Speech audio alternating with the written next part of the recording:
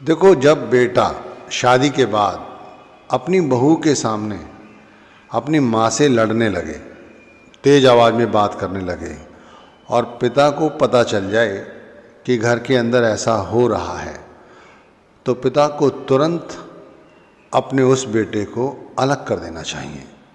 उसका खाना, दाल रोटी अलग कर देनी चाहिए समय रहते ही, क्योंकि वो दिन अब दूर नहीं है जब वही बेटा बाप के साथ भी मुंह जोरी करेगा। और जब ऐसा होने लगता है तो घर की सुख शांति सब भंग हो जाती है। आदमी काम से नहीं थकता, वो थकता है जब ये देखता है कि उसने सारी ज़िंदगी अपने बच्चों को पढ़ाने में, बड़ा करने में लगा दी, अब वही बच्चे आज उनमें कमियां निकालते हैं, तब उन्हें दुख होता है। और ये अवस्था तब और ज़्यादा भयानक हो जाती है जब हम इसे अनदेखा करते हैं, क्योंकि ये तो सच है कि भाई मृत्यु तो एक दिन आती ही है। अब ये ज़रूरी नहीं कि भाई पहले आदमी मरेगा फिर औरत मरेगी, दोनों में से कोई भी मर सकता है। अब आप सोचो, जब आपके जीते जी आपकी पत्नी के साथ अभद्रता शुरू हो गई है, यदि आप नहीं रहे तब उसका हाल क्या होगा? या माना पत्नी चली गई, फिर आपके साथ क्या होगा?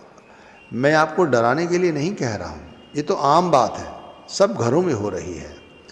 हम लोग क्या करते हैं, जवानी के जोश में धन, परिवार, समाज, कारोबार, इनको बढ़ाते चले जाते हैं, लेकिन अपने भविष्य के विषय में नहीं सोचते।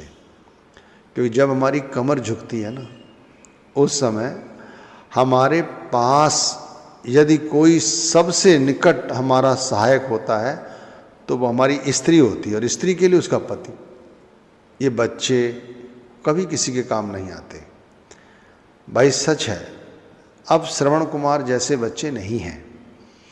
ऐसा नहीं है कि पांचों उंगली बराबर है, अभी भी धरती वीरों से खाली नहीं हुई, लेकिन फिर भी जो हवा आज चल रही है ना, उस हवा को देखते हुए मैं तो यही सलाह देता हूँ कि व्यक्ति को पता चल जाए, चाहे स्त्री को ही पता चल जाए कि बेटा अपने पिता को उल्टा सीधा बोलने लगा है, लिहाज नहीं रखता।